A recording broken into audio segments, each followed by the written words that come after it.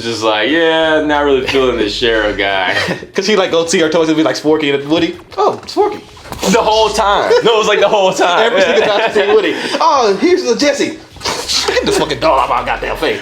Hey, you want Woody? Nope. I'm like, goddamn.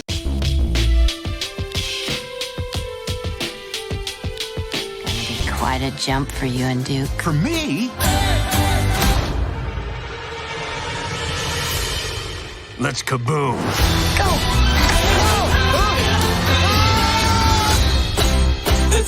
Well, what's good, everybody? It's your boy K here. And I'm A. And welcome back to another Blaze Review movie review session. And today, we got stoned off that new animated joint from Disney Pixar. Rolled up nice and tight by Josh Cooley, who's like a new director, getting the big tentpole movie and stuff. And it's based off of that Toy Story franchise, you know, that had that great trilogy. Man, that third one, when they were going into the incinerator, I was like, what's happening? What's happening? Tell me now. But you know, Disney was like had to pimp these toys back out and stuff with Toy Story 4, which picks up with Woody, Buzz, and the rest of the gang with a new owner, Bonnie, who's starting kindergarten, and you know she's scared and stuff. So to help her with that, she invented a new toy, Forky. I kept wanting to say Forky too. Yeah. I thought he is a sport, but whatever. Yeah. But Forky, she invents him, who's kind of like a special needs fork or whatever. So you know Woody got to look after him.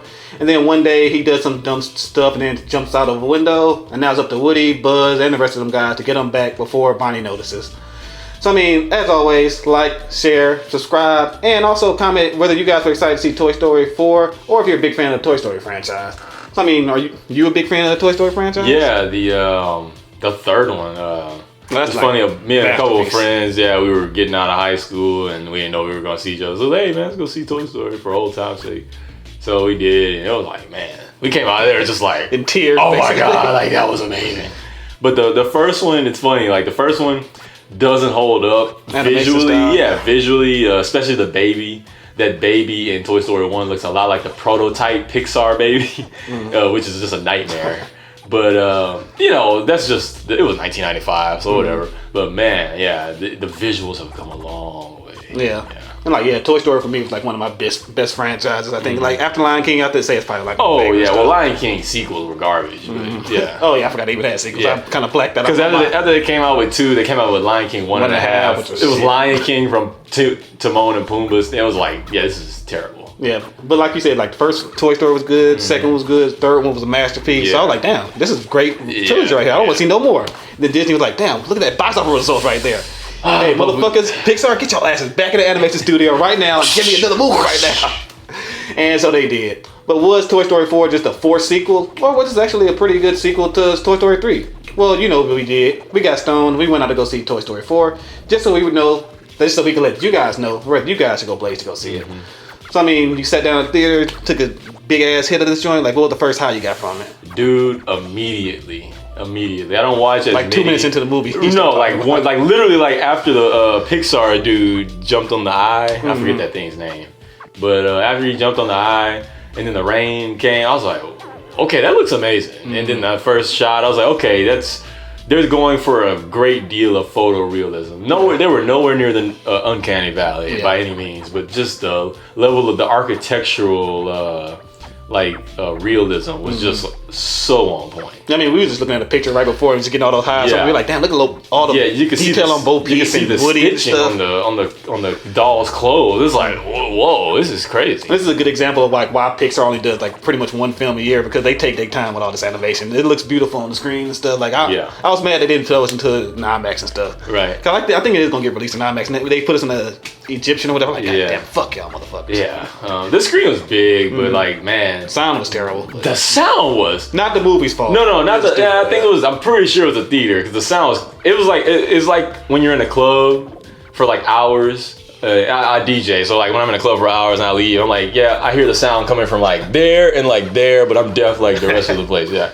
So you're not really criticize the movie on the sound, stuff like that. But the animation was a pretty nice, solid high and stuff. I mean, you can see the texture on their faces. Like it's like, okay, that's a rubber doll and that's like a porcelain doll and that's like a plastic doll. So like they're all at different it's like amazing how it looks now. I would have just been satisfied with just that alone. But I thought overall too, like it was a pretty good story to go with it too. Oh, not as good as the third one. No, but it's still the third one had just The third one, I mean, they were blowing their entire load. It just the first animated. That was supposed to be the last film. Yeah, it was gonna go with a bang. It was the first animated film to ever make $1 billion, and it held the record for a few years until I believe Frozen took it. Fuck Frozen. But no, I mean the third one was just they were on another level, and I think they had one of their veterans direct it. Lee Unkrich. Yeah, Lee Unkrich. He was a co-director of the second one. Okay. So like he knew everything he was gonna do for the third one. I'm sure he pitched a ton of ideas, and they had a bunch of people in the writers' room to pitch ideas for this third one. So Lee Unkrich, he was like fully on board to do this third one, and but just the way that they told the story of friendship between the dolls and everything in the third one was cool. But I like another high I got from the fourth one was just the different aspects of what it means to be a toy. Yeah.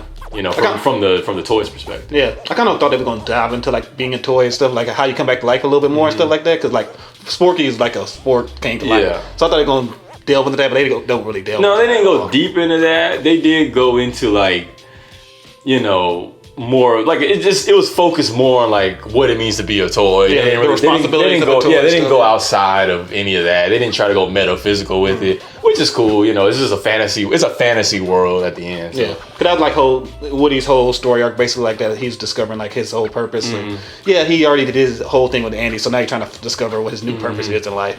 Because like Bonnie, she fucking hated Woody basically. Well, I mean, she was just like, yeah, not really feeling this Sheriff guy. Because she like go see her toys and be like Forky and Woody. Oh, it's Forky. The whole time. No, it was like the whole time. Every single time she see Woody. Oh, here's the Jesse.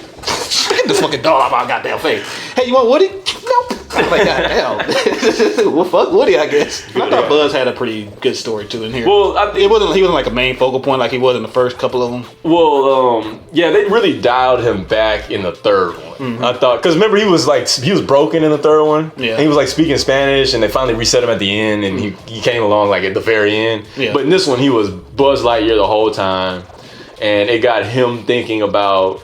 His inner voice or his his conscience, and that was comedy with him. But I like how they have, because that was like the one thing I lamented about the third one was how Buzz was basically a non-factor because he was broken the whole time.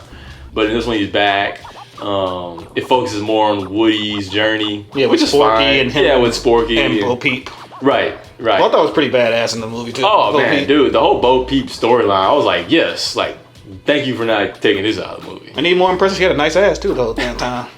It was stuff. Yeah, it was stuff. I kept looking at that shit, me and Woody, because there were like moments in the movie where there's like characters like, Woody, what are you looking at? I was like, he's looking at that ass. So am I, shit. And all these kids in there. Everybody just put their pants in the pants. Ooh. Oh man, dude, Bo Peep, like I didn't expect any of that from her character. I was like, dang, like, all right, because was she in the third one? She was in the third one. She was in the third one, right? Yeah, maybe. I'm not sure. I'm pretty sure she was in the third one. I think it was like the Barbie or something we was thinking of. Oh, that was Barbie. Yeah, that was Barbie. Yeah, because I remember they had a female doll, but it was not Bo Peep. Yeah, Bo Peep's only mentioned in flashbacks and stuff, and according to this. So this was a good way to bring her back into it and stuff. Right. But no, Bo Peep, they showed her story, there was like a backstory to it all. I was like, oh wow, okay. The third thing is she's a lost toy and stuff, and she's like living out there on her own. Right. And there's several pathways and toys. They show more of the broader world. I think they build the world of what toys go through, because there's not just the toys you buy from like the store or whatever, and like you play with them in your room. There's like carnival toys, antique store toys, antique toys that are defective or broken, and creepy or as fuck. Cause those fucking dummies or whatever. Those Bensons, yeah. Those remind me a lot of those like Goosebumps dummies and stuff. Dude, that's exactly what everybody was getting scared of that. Yeah. Like, God, that's fucking like when he opened his, like when they were like, hi, I'm this, and he's just like, bah! And he just has that puppet mouth and just drops down. He's like, yeah, kids get nightmares from this shit. And like, I kind of like them, man. What's her name? Gabby or whatever. Yeah. They kind of telegraphed that she was like kind of the villain of the right. But I thought like Lotso her like a turkey and stuff. Her character arc was like, it was really nice though. Because she was not just like mustache trolling villain and stuff. No. Because like as soon as she comes on screen, you're like, damn, she's evil, I guess. Yeah, obviously. Dude, her voice is just like, yeah, Woody, that's a nice string you got there. I was like, oh, okay. What's this? Because it was getting a downer vibe from me at first, because I was like, damn, she's gonna be that kind of villain. But then, yeah, like you said, her story arc was pretty good. I really liked Forky, dude. Like, yeah, I thought I was gonna hate him at first. First, I was like, no, don't tell me that he's gonna be like this, like drooling idiot. What was it, Mac? No. Remember Foster's Home for Imaginary Friends? Blue? Yeah. He had Blue, and then he made a new I know you're cheese. talking about, yeah. Yeah, he's like a yellow one. Yeah. Like, that character was annoying. Mm-hmm. I was like, bro, you're not even talking. Yeah, he had a lot of those vibes too. And stuff. But at the beginning, but like through the story, you're like, oh no, he's like coming alive. Like they show kind of like him coming to life, and then they show that in the trailer, and then but he has a nice growth throughout the movie. He brought a lot of good laughs, I thought, too, because he's made trash. Dude, he loves trash. Comedy, It's like his cocaine and stuff. His physical comedy was like. Anytime you see a trash can, oh shit! Oh my god! He kept trying to go in the trash. That was his ultimate purpose. Yeah. But no, his physical comedy that they did with him. And I thought it was gonna be annoying, but yeah, they worked it out pretty good in the thing. And some other characters I thought was gonna be annoying too was Key and Peele. Like, I like them as actors and stuff. I was like, they're gonna overuse this shit like a motherfucker. But no, they worked it pretty perfectly into the thing. Perfect, yeah. I couldn't even tell that was Jordan at first. Key's voice you can tell from right. Yeah, he has a bunch of accents, but only one voice. But Peele, he has a ton of voices he does. They're pretty good. Their humor got a lot of good big laughs out of everybody in there. Dude, I swear they wrote those couple of cutaways that they did. I was like, the one where they're jumping on the lady and stuff. Yeah. Because they showed that one in the trailer, but they expanded like 4 different ones. Yeah, I was like, okay, that's funny. It got funnier and funnier. Yeah, I was like, okay, that's something they would do in one of their sketches. But I don't really have a bunch of downers from this, except it just wasn't as epic as the third one. Yeah, I'll say like a downer for me probably would be like in the previous one, the toys seemed like they were like just supposed to be in the background and stuff. Here they just fucking, like you said, they trying to take over the world. Dude, no, they were doing a bunch of world. They kind of broke out of the. Seen not heard stuff. Yeah, they broke out of the seen not heard and ninja-like tactics. They were directly controlling and influencing. There are some scenes in here I was like, okay, the humans should know that fucking toy had to move, because there's no way you left that toy like that right now. 10 times. Old lady turned around, she's like, oh, I guess I left that toy holding the phone, standing up like that, even though he can't stand on his own. Well, no, that was a customer. Oh, okay. Yeah, but still, there's other moments. It's like, dude, this is obviously like something weird going on here. Yeah, so that's probably gonna be the 5th film, I guess, right there.